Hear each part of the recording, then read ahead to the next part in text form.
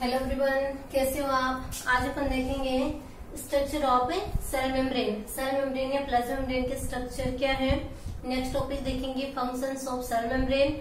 इसके बाद में देखेंगे परमेबिलिटी ऑफ सेल मेम्ब्रेन और इसके बाद में देखेंगे ट्रांसपोर्ट अक्रॉस सेल मेम्ब्रेन। ठीक है, तो फर्स्ट टॉपिक अपना स्ट्रक्चर ऑफ सेल मेम्ब्रेन। देखिएगा, सेल मेम्ब्रेन या प्लाज्मा मेम्ब्रेन जो होती है कैसी होती है, सेलेक्टिवली परमेबल होती है। इसके स्ट्रक्चर को एक्सप्लेन करने के लिए डिफरेंट मॉडल्स दिए गए। इनमें से 2 मॉडल्स दे रखे हैं आपके सिलेबस में। फर्स्ट है यूनिट मेम्ब्रेन मॉडल और सेकंड है fluid mosaic model. Unit membrane model और सेकंड है fluid mosaic model. Fluid mosaic model देखिएगा, unit membrane model. Unit membrane model जो है वो किसके द्वारा दिया गया था, रॉबर्टसन। किसने दिया था, रॉबर्टसन ने। यूनिट मेम्ब्रेन मॉडल के अकॉर्डिंग क्या है कि प्लाज्मा मेम्ब्रेन जो होती है वो किससे फॉर्म होती है, फॉस्फोलिपिड एंड प्रोटीन से। किससे फॉर्म होती है, फॉस्फोलिपिड एंड प्रोटीन से फॉर्म में होते हैं। जिसमें फॉस्फोलिपिड जो होते हैं वो सेंटर में अरेंज होता है और इसके दोनों साइड क्या होती है, प्रोटीन अरेंज होती है। इस टाइप से, यानी कि सेंटर में तो क्या होती है, फॉस्फोलिपिड की लेयर होती है। ये हो जाएगी फॉस्फोलिपिड लेयर और इसके दोनों ओर क्या होते हैं, प्रोटीन लेयर।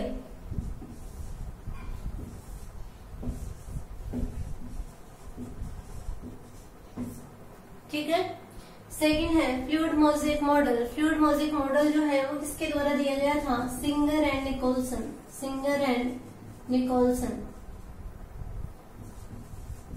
इस मॉडल के अकॉर्डिंग क्या है कि जो प्लाज्मा मेम्ब्रेन या सेल मेम्ब्रेन होती है इसमें लिपिड की 2 लेयर होती है, जिसे लिपिड बाइलेयर कहा जाता है। और प्रोटीन जो होती है यहाँ पे वो मोज़ेक फॉर्म में अरेंज होती है। यहाँ पे लिपिड लेयर जो होती है वो क्या करती है, हाईली विस्कस फ्लूइड का फॉर्मेशन करती है और इस पे क्या होती है, प्रोटीन जो होते हैं वो अरेंज होते हैं। यहाँ पे 2 टाइप की प्रोटीन होती है, एक होती है एक्सट्रिंसिक प्रोटीन और दूसरी होती है इंट्रिंसिक प्रोटीन। कौन कौन सी है, extrinsic protein and intrinsic protein. Extrinsic protein जो होती है वो क्या होती है, प्लाज्मा मेम्ब्रेन जो है उसकी लिपिड वाली जो लेयर है उसके ऊपर अरेंज होती है, यानी कि वो सुपरफिशियली होती है। और इंट्रिंसिक प्रोटीन जो होती है वो प्लाज्मा मेम्ब्रेन में एम्बेडेड होती है। डायग्राम देख लीजिए, क्या बोलेगा इस मॉडल के अकॉर्डिंग कि लिपिड की क्या होती है, बाइलेयर होती है। 2 लेयर होगी जिसे क्या बोला जाएगा, lipid bilayer.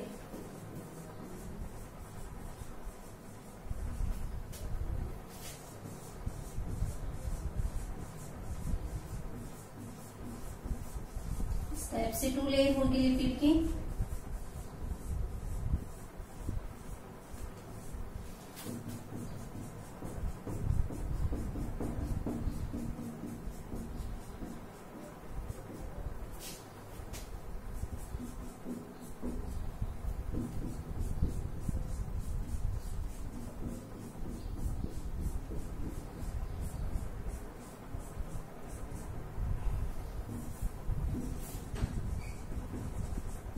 Lipid bilayer.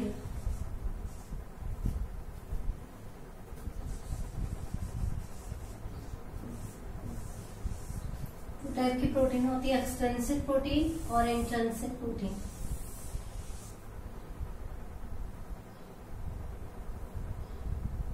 Extrinsic protein जो होते हैं इस टाइप से सुपरफिशियली अरेंज होते हैं। और ये कौन सी प्रोटीन है, इंट्रिंसिक प्रोटीन, यानी कि ये क्या होते हैं, लिपिड बाइलेयर जो होती है उसमें कम्प्लीटली या इनकम्प्लीटली एम्बेडेड होती है। इसे बोलेंगे एक्सट्रिंसिक प्रोटीन।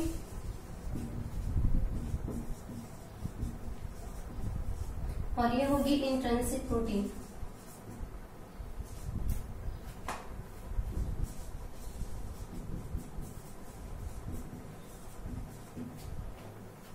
ये हो जाएगी आउटर सरफेस, ये हो जाएगी इनर सरफेस। साथ ही जो एक्सट्रिंसिक प्रोटीन होते हैं उनपे क्या होते हैं, कार्बोहाइड्रेट भी प्रेजेंट होता है। ये हो जाएगी कार्बोहाइड्रेट चेन।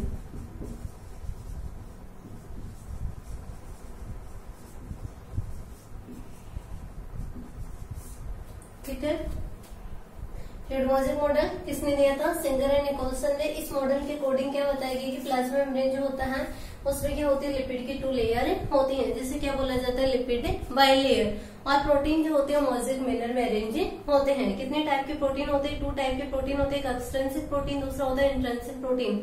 एक्सट्रिंसिक प्रोटीन जो होते हैं वो लिपिड बाइलेयर पे सुपरफिशियली अरेंज होते हैं इस टाइप से, और जो इंट्रिंसिक प्रोटीन होते हैं वो क्या होते हैं, इस लिपिड बाइलेयर में कम्प्लीटली इनकम्प्लीटली एम्बेडेड होते हैं। इस प्रकार से ये दोनों मॉडल कंप्लीट होते हैं। नेक्स्ट टॉपिक है अपना फंक्शंस ऑफ सेल मेम्ब्रेन या प्लाज्मा मेम्ब्रेन। क्या फंक्शंस है इसके? देखिएगा, फंक्शंस की बात करें अपन,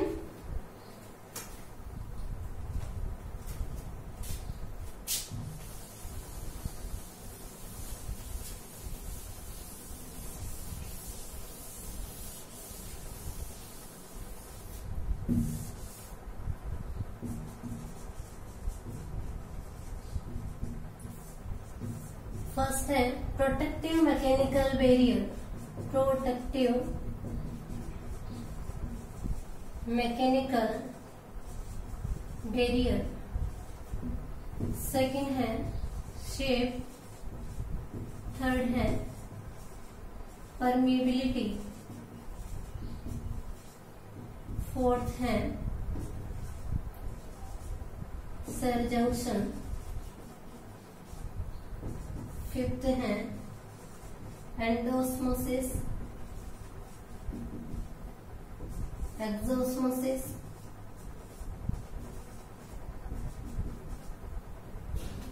कैरियर मॉलिक्यूल्स,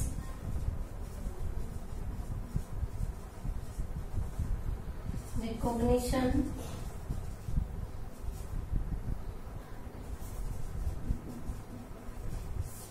ये क्या है, इसके फंक्शंस हैं। डिटेल में देखिएगा। फर्स्ट फंक्शन है protective mechanical barrier. Plasma membrane जो होती है वो क्या होती है, प्रोटेक्टिव मैकेनिकल बैरियर होती है। यानी कि एक सेल का जो इंटरनल कंटेंट होता है, उस इंटरनल कंटेंट जैसे कि साइटोप्लाज्म में डिफरेंट सेल ऑर्गेनेल्स है, उनकी क्या करती हैं, ये एक्सटर्नल एनवायरमेंट से प्रोटेक्शन करती हैं। इस कारण प्लाज्मा मेम्ब्रेन को क्या बोला गया है, प्रोटेक्टिव मैकेनिकल बैरियर कहा गया है। सेकेंड है सेल। प्लाज्मा मेम्ब्रेन जो होती है, इंटरनल कंटेंट जो है, इसका इंटरनल फ्लूइड है, उसको क्या करती है, सेल प्रोवाइड कराती है। थर्ड है परमेबिलिटी। प्लाज्मा मेम्ब्रेन जो होती है वो कैसे होती है, सेलेक्टिवली परमेबल होती है। सेलेक्टिवली परमेबल का मीनिंग क्या होता है कि सेलेक्टेड आयंस या मॉलिक्यूल्स का ही क्या करती है, एंट्री एंड एग्जिट को अलाउ करती है, तो उसे क्या बोलते हैं, परमेबिलिटी। यानी कि प्लाज्मा मेम्ब्रेन क्या होती है, सेलेक्टिवली परमेबल होती है, और सेलेक्टिवली परमेबल होने के कारण क्या करती है, सेलेक्टेड मॉलिक्यूल्स या आयंस की एग्जिट या एंट्री को अलाउ करते हैं। नेक्स्ट है सेल जंक्शन। सेल जंक्शन क्या होता है कि एडजेसेंट सेल्स की प्लाज्मा मेम्ब्रेन जो होती है वो फ्यूज होकर के किसका फॉर्मेशन करती है, सेल जंक्शन का फॉर्मेशन करती है। फिर बाद में आता है एंडोस्मोसिस। एंडोस्मोसिस क्या होगा, देखिएगा, पहले भी बताया था आपको कि प्लाज्मा मेम्ब्रेन जो होती है किस नेचर की होती है, फ्लेक्सिबल नेचर की होती है। फ्लेक्सिबल नेचर के होने के कारण क्या होता है, जैसे ही प्लाज्मा मेम्ब्रेन के कांटेक्ट में कोई फॉरिजन पार्टिकल या फूड सब्सटेंसेज आता है, तो उसको क्या करती है, अंदर इनगल्फ कर लेती है, यानी कि उस फूड पार्टिकल जो होती है उसको अंदर ले लेती है। इसलिए इसे क्या बोला जाता है, एंडोस्मोसिस। यानी कि प्लाज्मा मेम्ब्रेन की फ्लेक्सिबल नेचर के कारण क्या होते हैं, फूड मटेरियल या फॉरिजन पार्टिकल जो होती है उसको इनगल्फ कर लेती है, इसे क्या बोलते हैं, एंडोस्मोसिस। एक्सोस्मोसिस भी करती है। एक्सोस्मोसिस में क्या होता है कि जो अनडाइजेस्टेड फूड मटेरियल होता है उसको क्या किया जाता है, प्लाज्मा मेम्ब्रेन के द्वारा क्या होता है, एक्सटर्नल एनवायरमेंट में रिलीज कर दिया जाता है, तो वो क्या होता है, एक्सोस्मोसिस। फिर आते हैं कैरियर मॉलिक्यूल्स। तो प्लाज्मा मेम्ब्रेन जो होती है इसकी सरफेस पे क्या होते हैं, कैरियर मॉलिक्यूल्स होते हैं, जो कि इंफॉर्मेशन प्रोवाइड करने का फंक्शन करते हैं। इसके अलावा डिफरेंट मॉलिक्यूल्स होते हैं, उनके ट्रांसपोर्टेशन में हेल्प करते हैं। इसके अलावा होता है रिकॉग्निशन। प्लाज्मा मेम्ब्रेन जो होती है उसकी सरफेस पे क्या होती है, कुछ सब्सटेंसेस या अटैचमेंट साइट पाई जाती हैं, जो कि किसका फंक्शन करती है, रिकॉग्निशन का। ठीक है, तो ये क्या हो जाएंगे इसके फंक्शन, कौन कौन से होंगे, प्रोटेक्टिव मैकेनिकल बैरियर, यानी कि सेल के इंटरनल कंटेंट को प्रोटेक्शन प्रोवाइड करवाती है। शेप, इंटरनल फ्लूइड जो है उसको एक फिक्स शेप प्रोवाइड करवाती है। परमेबिलिटी, सेलेक्टिव परमेबल होती है, सेलेक्टेड आयंस और मॉलिक्यूल्स की एंट्री एंड एग्जिट को ही अलाउ करती है। सेल जंक्शन, एडजेसेंट सेल्स की प्लाज्मा मेम्ब्रेन जो होती है जुड़ के क्या बनाती है, सेल जंक्शन। एंडोस्मोसिस, यानी कि प्लाज्मा मेम्ब्रेन के फ्लेक्सिबल नेचर होने के कारण ये कोई भी फूड पार्टिकल या फिर फॉरिजन पार्टिकल इसके कांटेक्ट में आता है तो उसको क्या करती हैं, अंदर ले लेती हैं या इनगल्फ कर लेती हैं, तो यानी कि एंडोस्मोसिस को शो करती हैं। एक्सोस्मोसिस का फंक्शन भी है इसका, कैसे कि जो अनडाइजेस्टेड मटेरियल है सेल के अंदर उसको क्या होता है प्लाज्मा मेम्ब्रेन के द्वारा आउटर साइड में रिलीज कर दिया जाता है, एक्सोस्मोसिस हो जाएगा। कैरियर मॉलिक्यूल्स, प्लाज्मा मेम्ब्रेन जो होती है इसकी सरफेस पे कैरियर मॉलिक्यूल्स होते हैं जो कि इन्फॉर्मेशन प्रोवाइड करवाते हैं और डिफरेंट सब्सटेंसेस की ट्रांसपोर्टेशन में हेल्प करते हैं। रिकॉग्निशन क्या है कि प्लाज्मा मेम्ब्रेन जो होती है सरफेस पे अनेक अटैचमेंट साइट या फिर अनेक रिकॉग्निशन साइट्स पाई जाती हैं। तो ये सब क्या हो जाएंगे प्लाज्मा मेम्ब्रेन के फंक्शन। नेक्स्ट आती है इसकी परमेबिलिटी। तो देखिएगा मॉलिक्यूल्स की एंट्री एंड एग्जिट के बेसिस पे प्लाज्मा मेम्ब्रेन की परमेबिलिटी है और परमेबिलिटी के बेसिस पे प्लाज्मा मेम्ब्रेन अलग अलग टाइप की हो सकती हैं।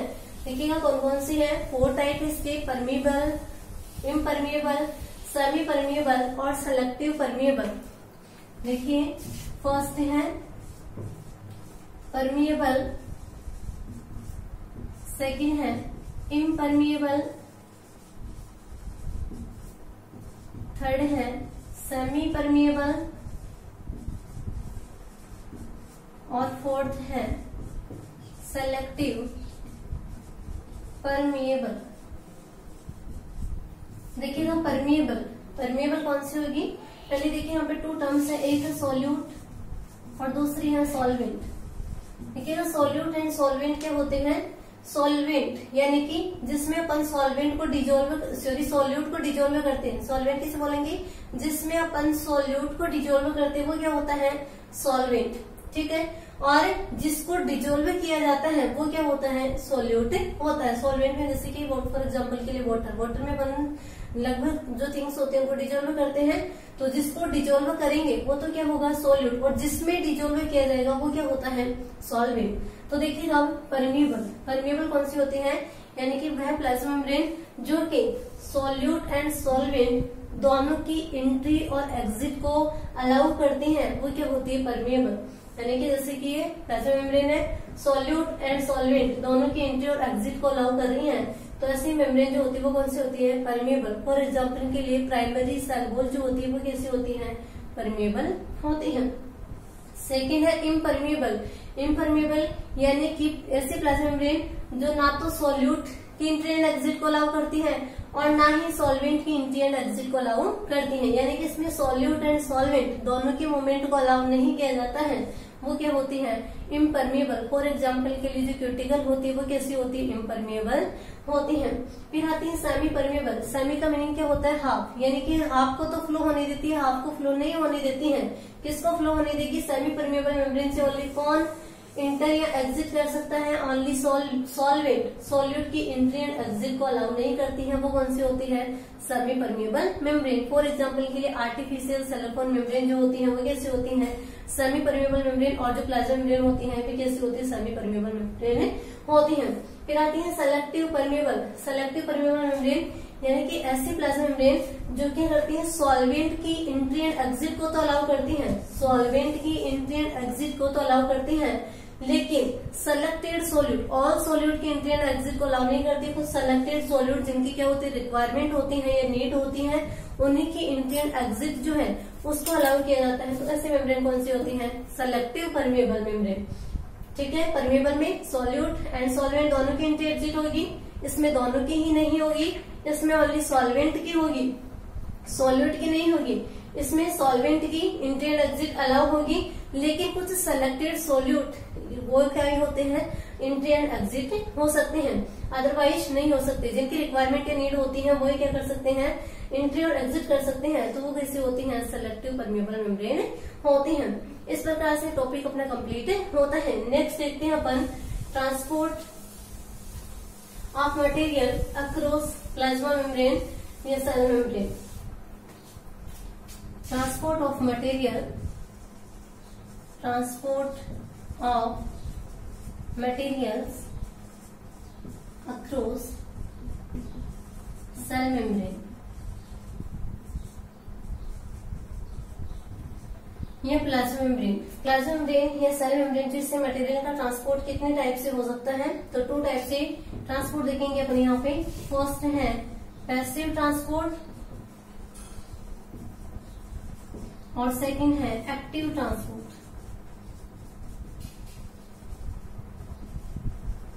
लेकिन हम फर्स्ट देखेंगे पैसिव। पैसिव का मतलब होता है इनएक्टिव, यानी कि energy not required, energy not required. Passive transportation में क्या होते हैं, एनर्जी की रिक्वायरमेंट नहीं होती है, यानी कि यहाँ पे एनर्जी का एक्सपेंडिचर नहीं होता है। पैसिव ट्रांसपोर्ट जो होता है ये कैसा होता है, स्लो टाइप का ट्रांसपोर्ट होता है, यानी कि इसमें मॉलिक्यूल्स जो है उनकी मूवमेंट क्या होती है, स्लो होती है। पैसिव ट्रांसपोर्ट में क्या होते हैं, मॉलिक्यूल्स होते हैं अपनी कंसंट्रेशन ग्रेडियंट के अकॉर्डिंग मूव करते हैं। क्या है, पैसिव ट्रांसपोर्ट में मॉलिक्यूल्स अपनी कंसंट्रेशन ग्रेडियंट के अकॉर्डिंग मूव करते हैं, यानी कि मॉलिक्यूल्स होते हैं अपनी हाई कंसंट्रेशन से लो कंसंट्रेशन की ओर मूव करते हैं, वो क्या होता है, पैसिव ट्रांसपोर्ट। पैसिव ट्रांसपोर्ट में एनर्जी की रिक्वायरमेंट नहीं होती है और साथ ही कैसा होता है, स्लो टाइप का स्लो टाइप का ट्रांसपोर्ट होता है, इसलिए इसे क्या बोला गया है, पैसिव ट्रांसपोर्ट। ठीक है, एनर्जी नॉट रिक्वायर्ड। नेक्स्ट देखते हैं अपन पैसिव ट्रांसपोर्ट की टाइप्स। तो यहाँ पे देखेंगे अपन diffusion and osmosis, diffusion and osmosis. देखिए ना फर्स्ट डिफ्यूजन। डिफ्यूजन क्या किसे बोलेंगे कि डिफ्यूजन के प्रोसेस में क्या होता है, मॉलिक्यूल्स होते हैं अपनी हाई कंसंट्रेशन से लो कंसंट्रेशन की ओर मूव करते हैं, तो उस प्रोसेस को क्या कहते हैं, डिफ्यूजन। किसे बोलेंगे, मॉलिक्यूल्स अपनी हाई कंसंट्रेशन से लो कंसंट्रेशन की ओर मूव करते हैं, तो उसे क्या कहा जाता है, डिफ्यूजन। फॉर एग्जाम्पल के लिए जैसे कि अपन रूम के कॉर्नर में खड़े हैं, वहां पे परफ्यूम की बोतल को ओपन करते हैं, बाद में क्या होता है, ये स्मेल जो होती है कंप्लीट रूम में स्प्रेड हो जाती है। रीजन क्या होता है, डिफ्यूजन, यानी कि पहले यहाँ पे कंसंट्रेशन ज्यादा थी, दूसरे कॉर्नर में कम थी, लेकिन डिफ्यूजन के अकॉर्डिंग क्या है कि मॉलिक्यूल्स जो है हाई कंसंट्रेशन से लो कंसंट्रेशन की ओर मूव करते हैं, तो वो क्या होता है, डिफ्यूजन। एक टर्म और आती है यहाँ पे इंडिपेंडेंट डिफ्यूजन। इंडिपेंडेंट डिफ्यूजन किसे बोलेंगे कि एक मल्टी कंपोनेंट सिस्टम है जिसमें क्या होते हैं, मोर देन वन कंपोनेंट के सबस्टेंसेस होते हैं। तो मल्टी कंपोनेंट सिस्टम में क्या होता है, एक सबस्टेंसेस की मूवमेंट जो होती है वो सेल्फ की कंसंट्रेशन पे डिपेंड करती है, दूसरे सबस्टेंसेस की कंसंट्रेशन का कोई फर्क नहीं होता है, तो उसे क्या कहते हैं, इंडिपेंडेंट डिफ्यूजन कहा जाता है। किसे बोलेंगे, मल्टी कंपोनेंट सिस्टम में एक सबस्टेंसेस की मूवमेंट जो है वो सेल्फ की कंसंट्रेशन पे डिपेंड करती है, दूसरे सबस्टेंसेस की कंसंट्रेशन पे डिपेंड नहीं करती है, या दूसरे सबस्टेंसेस की कंसंट्रेशन का कोई फैक्टर नहीं होता है, तो उसे क्या कहते हैं, इंडिपेंडेंट डिफ्यूजन कहा जाता है। नेक्स्ट देखते हैं demonstration of diffusion. Demonstration of diffusion इसके लिए एक्सपेरिमेंट है, देखिए क्या है,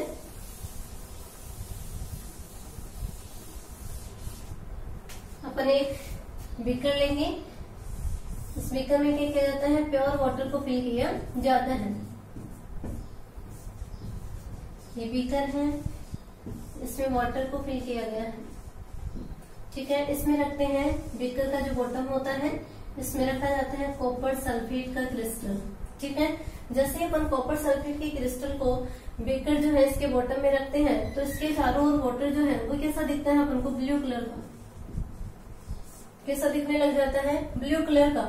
धीरे धीरे क्या होता है, कॉपर सल्फेट क्रिस्टल जो है वो उसका क्या होता है, ब्रेकडाउन होता है और मॉलिक्यूल्स बनते हैं, और ये मॉलिक्यूल्स यहाँ पे कॉपर सल्फेट जो है इसके मॉलिक्यूल्स की कंसंट्रेशन क्या है, ज्यादा है, तो ये मॉलिक्यूल्स क्या होंगे, अपनी हाई कंसंट्रेशन से लो कंसंट्रेशन की ओर मूव करेंगे, तो कुछ टाइम बाद में क्या होता है, कंप्लीट वाटर जो अपन को कैसा दिखता है, ब्लू कलर का। रीजन क्या होता है यहाँ पे, डिफ्यूजन। क्या करेंगे इस एक्सपेरिमेंट में, एक बीकर लेंगे, उसको वाटर से फिल करेंगे और बीकर के बॉटम में क्या रखा जाता है, कॉपर सल्फेट का क्रिस्टल। तो स्टार्टिंग में अपन देखते हैं कि इस कॉपर सल्फेट के चारों ओर क्या होता है, वाटर ब्लू कलर का दिखता है, लेकिन धीरे धीरे क्या होता है, कॉपर सल्फेट का क्रिस्टल जो है वो क्या होगा, उसका ब्रेकडाउन होगा, जिससे मॉलिक्यूल्स बनेंगे।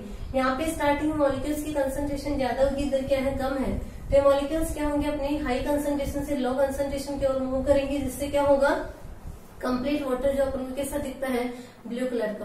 तो यहाँ पे रीजन क्या होता है, डिफ्यूजन। दूसरा एग्जांपल अपन देख सकते हैं, गैसेस एक्सचेंज। गैसेस का एक्सचेंज भी किसके अकॉर्डिंग होता है, डिफ्यूजन के अकॉर्डिंग। ऐसे अमीबा जो है एक एक्वेटिक एनिमल होता है, वाटर में ऑक्सीजन की कंसंट्रेशन क्या होती है, मोर होती है। इन वाटर ऑटो कंसंट्रेशन क्या होती है, वाटर में मोर होती है। अमीबा जो है इसके बॉडी में क्या होता है, फूड का ऑक्सीडेशन होता है, जिसके कारण ऑक्सीजन तो कंज्यूम कर ली जाती है और क्या प्रोड्यूस होती है CO2, यानी कि अमीबा की बॉडी के इनसाइड क्या होती है, CO2 मोर होती है। अब ऑक्सीजन की कंसंट्रेशन यहाँ पे मोर है और अंदर O2 क्या होगी, लेस होगी, तो ऑक्सीजन क्या होगी, अपनी हाई कंसंट्रेशन से लो कंसंट्रेशन की ओर मूव करती है। इधर वाटर में क्या है, ज्यादा है, अंदर क्या है, कम है, तो क्या होगा, ऑक्सीजन अपनी हाई कंसंट्रेशन से लो कंसंट्रेशन की ओर मूव करेगी। CO2 के अंदर तो क्या है, कंसंट्रेशन मोर है और एक्सटर्नल जो इन्वायरमेंट है या फिर वाटर है उसमें क्या है, लेस है, CO2 क्या है, लेस है, तो CO2 क्या होगी, हाई कंसंट्रेशन से लो कंसंट्रेशन की ओर, यानी कि अमीबा की बॉडी से बाहर रिलीज कर दी जाती है। तो यहाँ पे भी क्या है, किसके कारण हो रहे हैं गैस एक्सचेंज, डिफ्यूजन। ठीक है, तो डिफ्यूजन आगे समझ में। नेक्स्ट देखते हैं अपन significance of diffusion. Significance of diffusion क्या होगा, क्या सिग्निफिकेंस है इसका, तो फर्स्ट तो बोल सकते हैं अपन की गैस एक्सचेंज में, जैसे कि प्लांट और एटमॉस्फेयर के बीच में गैसेस का एक्सचेंज जो होता है किसके अकॉर्डिंग होता है, डिफ्यूजन के अकॉर्डिंग। ऐसे अपन एनिमल्स में बोल सकते हैं कि एल्वियोलाई और जो ब्लड कैपिलरीज होती हैं उनके बीच गैस का एक्सचेंज होता है किसके अकॉर्डिंग होता है, डिफ्यूजन के अकॉर्डिंग होता है। दूसरा सिग्निफिकेंस होता है ट्रांसपिरेशन। ट्रांसपिरेशन में क्या होता है कि प्लांट का जो एरियल पार्ट होता है उसे वाटर वेपर फॉर्म में रिलीज होता है। बाहर एटमॉस्फेयर में वाटर क्या है, कम है, और स्ट्रोमेटा या जो एरियल पार्ट है वहाँ पे वाटर क्या है, ज्यादा है, तो हाई कंसंट्रेशन से लो कंसंट्रेशन की ओर फ्लो हो रहा है। तो ट्रांसपिरेशन भी किसके कारण होता है, डिफ्यूजन के कारण। ऐसे ही प्लांट के द्वारा क्या होते हैं, मिनरल साल्ट्स का अब्सॉर्प्शन जो होता है वो किसके द्वारा होता है, डिफ्यूजन के द्वारा होता है। तो ये सिग्निफिकेंस हो जाएंगे इसके। ठीक है, नेक्स्ट आता है यहाँ पे ऑस्मोसिस। तो देखिएगा ऑस्मोसिस किसे बोलेंगे, ऑस्मोसिस क्या होते हैं, osmosis is only water movement. Osmosis में क्या होती है, ओनली वाटर मूवमेंट। देखते हैं अपन डिफ्यूजन जो है उसमें क्या हो सकते हैं, तीनों स्टेट हो सकती है, सॉलिड, लिक्विड एंड गैस। लेकिन ऑस्मोसिस में ध्यान रखना ओनली कौन सी होती है, सॉल्वेंट यानी कि वाटर मॉलिक्यूल। तो ऑस्मोसिस में क्या होता है कि सॉल्वेंट मॉलिक्यूल जो होते हैं अपनी हाई कंसंट्रेशन से लो कंसंट्रेशन की ओर सेमी परमेबल मेम्ब्रेन के थ्रू क्या होते हैं, इंटर होते हैं या फ्लो होते हैं। तो उस प्रोसेस को क्या कहा जाता है, ऑस्मोसिस। ऑस्मोसिस इसे बोलेंगे, मॉलिक्यूल्स होते हैं अपनी हाई कंसंट्रेशन से लो कंसंट्रेशन की ओर सेमी परमेबल मेम्ब्रेन के थ्रू मूव करते हैं, तो इस प्रोसेस को क्या कहा जाता है, ऑस्मोसिस कहा जाता है। ऑस्मोसिस क्या होती है, ओनली वाटर मूवमेंट होती है। अपना इतना टॉपिक कंप्लीट होता है। Thank you.